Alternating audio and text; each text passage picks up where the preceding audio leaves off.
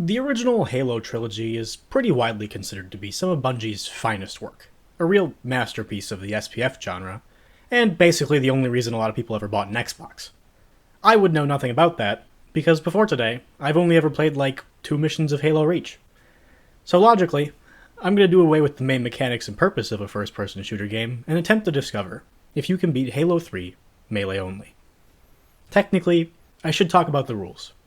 For our purposes, a melee attack is a close-range attack with a weapon. This definition is important later. Now, there are 2 things you need to know about me. Number 1 I've already mentioned, and that's that I've never really played or finished any Halo games. This means I don't have any clue about who these people are and what in the world is going on. Number 2 is that I typically play games with the sound completely off. So this will actually not be remedied at any point, because I do not pay attention to what's going on. So I'm just going to call people whatever I think their names are, and tell you the story as I understand it. We start out by watching a cutscene, during which John Halo here does the Megamind backstory, but instead of ending up in jail, he ends up somewhere much worse. The outdoors. And he's fucking dead. So Johnny Depp from that one movie where he did blackface tries to steal this USB full of questionable images in a folder labeled homework. Well, turns out he's not actually dead, and he wants his homework folder back. We then get got by a guy who does the down low too slow bit, and then Arby's here shows up. And now they've given me a gun, and shit, it's plastic. So we're gonna have to do this old school. As we traverse the forest, we come across some fellas, mostly these short fellas, so we take care of them, and by take care of them, I mean slap them repeatedly. More of them then show up, so I take care of them, and by take care of them, I mean just let the people with actually working guns worry about it for the most part, while I kinda just wander around for a while. I then try to dual wield these silly spiky guns, but sadly that doesn't work for what I'm trying to do, so I just slap things with a single gun. In the next section I learned that there's a stealth section in this game, which I immediately fail, and just go back to what I was doing anyway. Bonk. Bonk. And I'm dead. Take 2. Bonk. Bonk. Bonk. We're good. We continue moving and interrupt this fellow's impromptu chiropractic session, and now I'm having schizophrenic delusions. Fascinating. This is where I learned, apparently, that these little fellows can just blow themselves up. Surely this will never affect me. This big fella drops a new gun that seems pointy, and though I can't actually tell if this changes my damage at any point, or anything, I like the aesthetics of having the pointy gun. So I'm going to go out of my way to collect these the rest of the game when there aren't better options available. We're now into another section, which has surprisingly high enemy density. So it takes a few tries to figure out how to properly deal with all these people, particularly when I'm not able to figure out any neat speedrun skips. And these little fellas are feeling particularly explodey today. Eventually, by running in circles for as long as it takes for other people to solve my problems, the area is clear, and I can move on to the next section. We've come across this dam, and there's Johnny being taken to prison. But let it never be said that I leave my comrades behind. Jailbreak time. We clear out this prison, and I find one of the coolest weapons we can find during this run. Big Hammer. It goes bonk in an area of effect, which is way more swag than just single bonking things. After we break the fellows from the joint, we take to clearing out the area through the power of whacking, and also letting other guys use guns to do everything. And thus finish the first mission of Halo 3, melee only. Mission 2 is preceded by a cutscene, wherein Alicia here lore dumps on us, and this squid fella threatens to pull a MacArthur on the world, not knowing that I am the embodiment of one of our greatest American traits.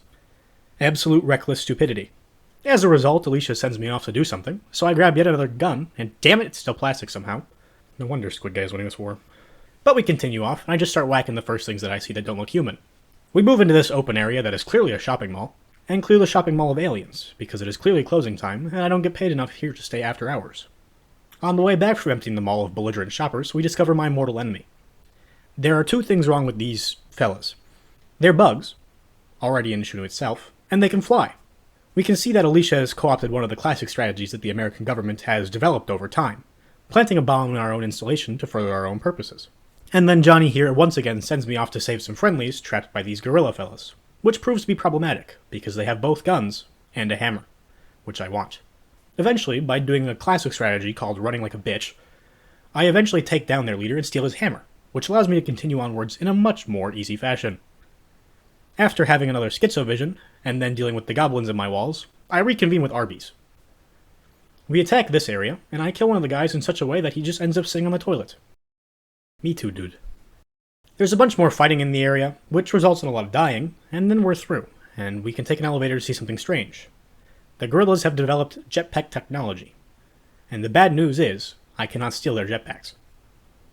After dealing with yet another schizophrenic episode, I am tasked by the feds to return and arm the bomb, and this feels strangely like a government psyop. Oh, more visions, time to stop questioning things. The boom is kaboinged, and it's time to flee, ending the second mission of Halo 3. Melee only. Mission 3 is not preceded by a cutscene, and that's a shame. But also, car time! And guess what? That definition from earlier, about melee attacks being close-range attacks with a weapon, it's important now, because now, cars are weapons, and I would say vehicular manslaughter requires a closeness of range. So I will be hitting things with any and all cars and or other vehicles I can yoink. This makes the car section very fun, as I keep using the car as my primary weapon, and if the Marine I'm sharing it with happens to use the mounted gun, that's his issue.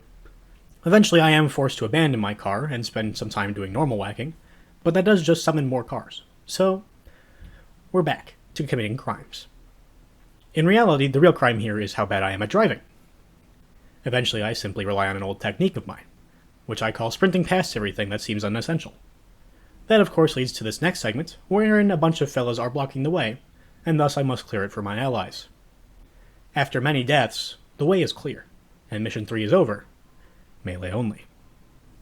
Now we're off to storm one of our own installments that the fellas have taken over, because they have a big gun, and I don't, and that cannot be allowed to stand. The biggest obstacle that I've run across so far was this wide open area, which I'm sure would be easy to manage if one was to use weapons with range. However, I cannot do that, and the fact is there are a lot of vehicles here. Big ones that can easily send me into low orbit with a single shot, and do, many times. After 5 minutes, and a lot more deaths than I would like, I finally take down the second of the big anti-air vehicles, and as I make my way towards what I assume is the next section, I am immediately John Wilkes Boothed and sent back to the beginning of this section, yet again. That was the closest I would get for another 20 minutes. Eventually, I do manage to succeed, and I finally get to move on. The visions are slowly getting worse and more frequent, but to solve that, I decided I will just go drunk driving on a four-wheeler while the guy behind me has a rocket launcher. Luckily, or unluckily if you're one of the alien fellas, they just so happen to drop a giant horrifying spider tank, basically on top of me, which just so happens to be highly weak to guys with rocket launchers. What a time to go joyriding, am I right? After long enough it falls down, and I spend much longer than I would like to admit, crawling around it trying to find the giant weak spot that seems like a rather major engineering flaw if you ask me. Oh, the voices are back. Time to kill.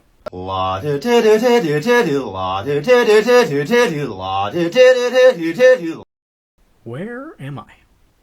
Oh, big gun. That needs to go. And I seem to have acquired a hammer during my killing montage. Phenomenal. That should make easy work of this, because as we all know, and it didn't work.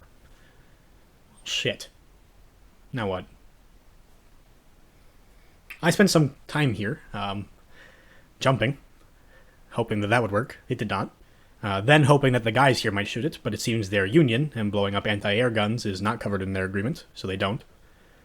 I then tried to rocket jump, which, if it's a thing, didn't work very well for me. So I got the bright idea that maybe I'd be able to jump off of something maybe I'd be able to jump off of something movable. Which I then spent several minutes walking this trailer all the way back from the previous part of the mission to here, only for it not to work. Eventually, though, I do just have to admit defeat, because all of the options I've tried have failed. So I use the rocket launcher to destroy this gun, finishing mission 4. Unfortunately not. Melee only. So in editing right now, I may have stumbled across this Nurbit video where he runs the exact same challenge, but he found a movable object that allowed him to reach the weak spot on the gun, so this is possible, and I'm just really stupid. Moving on. Mission 5. There are flood now. What's a flood? I don't know, but I have the urge to go replay the StarCraft 2 campaign. Oh, voices. It is time to punch. And we do some punching as we head towards the ship that just fell out of the sky. Thankfully, we run into some of Arby's best friends here, who so happen to have the iconic and very cool energy swords, which means I so happen to have now the very cool and iconic energy swords. This means I can whack with impunity, mostly, and before I know it, I'm into the weird crashed ship. Now, I'm not a spaceship engineer or a doctor, but I'm pretty sure voices should not just get worse because I've walked onto a ship, and now they're different voices. Oh boy, schizophrenia. They should look into that. But that is the end of Mission 5. Now it's cutscene time again, and shit has gone wacky. So we're off to somewhere new, which is Sandy. And I'm back to punching, because someone seems to have stolen my sword in between missions and given me yet another plastic gun. I wonder why we're losing this war, team. Can we buy real guns? I find a weird computer here, which probably has something to do with lore, but I don't understand lore, so I ignore it and move on. The gorilla fellas bring me a car, which means I am back to committing vehicular manslaughter. Apparently I went the completely wrong direction, as I stood by this door for a long time, waiting to get in. And nothing happened. After realizing that I must in fact be in the wrong place, I decided to explore the rest of the area, and find what must be the only other dead end I was supposed to have gone to. After some careful driving on my part, this mobile anti-air mysteriously explodes, and we are given access to a powerful weapon. This tank. Truly, the strongest melee weapon. But my attempts to use the tank don't work very well, so I just revert back to the good old reliable Warthog, which does work. Eventually I make it back to the door I was at, and the funny sphere thing from Portal now shows up and opens doors for me. Luckily, this allows me to open doors for someone else, and then get a new Warthog, this one equipped with a Marine wielding a mounted rocket launcher, which makes this spider tank easy business now that I know how to find the weak spot. Following that, I climb this tower thing, and GLaDOS here tells me that we have to do strange sci-fi work, so I climb right back down the tower, finding this segment where there are a lot of gorilla fellas again, and one of them has the hammer, so I am going to bonk them, and take that hammer. Eventually, through sheer force of repeated stupidity, I yoink the hammer, and take out the rest of the fellas. Ending Mission 5, melee only. I now have a rocket launcher, and that needs to be a melee weapon, so I use it to bonk a lot of fellas, which looks very funny. Eventually I tire of this and pull my classic maneuver of running past everything like a little bitch. This mostly works before I get stuck here, trying to get into this area where there seems to be an elevator. As an avid elevator fan, I recognize that this is clearly my goal. And dedicated to my plan of just running past everything, I make several mad dashes for the elevator until one finally works. This of course means more fellas, and the return of my hammer, which is good news. Again, I descend the tower and run past everything. And now, they give me a flying car, which is not good for melee attacks, because most things cannot fly. But I do get to go to another tower, so I can ascend it yet again. This means running, and using the hammers, because the bugs are back, and I need to take the elevator. Now a flood is here, and that seems not swag, based on my research. Now to descend this tower, fighting off the flood the whole way down, we then head into what must be Canada, in a Warthog, where there are now 2 spider tanks, which is nothing for someone as cool and skilled as me, which means I only died twice. Now Arby's is back, and I've got a hammer, and I'm seeing things again. There's a cutscene where Alicia dies, and these weird fellows are helping us now. Did not expect that one, TBH. Oh, new hammer.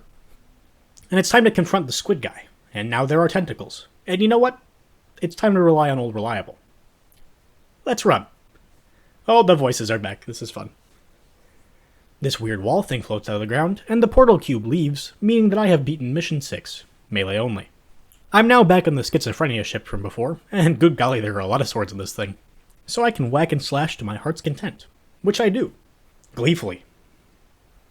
I assume this section is more impactful if you've played the other 2 games, but this isn't the first time I've accidentally played a trilogy backwards, and it will not be the last. Eventually, after a lot of visions, I find this blue woman and decide to store her inside my homework folder, which I think says something about what I must already be keeping there. But she directs me to evacuate to this location, which I do like an absolute pro by accidentally destroying the entire ship. And then running like a little bitch until I find Arby's, who now has a sick as fuck flamethrower. And we, together, end Mission 7, melee only. And now, for the end. We are back to Canada. I accidentally find another one of those lore thingies, and for once, I already have my sword and a slashy gun, so I get to just, oh boy, hammer. Anyway, I completely miss how this is supposed to work, and I try to climb the tower the wrong way, before seeing the ramps I was supposed to use. But, I bonk and slash my way up the tower, and after tens of deaths, and before I know it, I'm inside. Just like in Portal, GLaDOS becomes very mean, and attempts to laser beam me to death. This is an issue, because I cannot get close to the little shit, and Lord knows I tried. A lot. I even circled the damn room in an attempt to get him to move or something, but eventually, a bit of research shows that there is in fact no way to get close to him, because of this stupid pushback attack which prevents you from getting into melee range. And he is essentially set up to be only killed by this very specific beam weapon. So at the very end, we are stumped, and forced to shoot a gun in this first-person shooter. And thus, Robot Sphere thing goes down, and Robot Ghost Lady activates the death beam, and Arby's and I must flee the planet to survive. By yoinking a Warthog one final time, I play Extreme Mario Kart with guns across this weird platform, heading for the giant spaceship I flew in on. After what has to be one of the sickest jumps I've ever seen, Arby's makes the fascinating decision to blast off while not closing the landing bay doors, meaning that I would have probably died. And my mission was for not, truly, as we found out. You cannot beat Halo 3, melee only. But, in all seriousness, Halo 3 was a fascinating game, and up until the very end, completable basically melee only, if you're not stupid, like I was. If you enjoyed, feel free to leave a comment, like, and subscribe, and stick around, because we'll be back next week with another challenge run. And that's all. Until I see you next time, have a good one.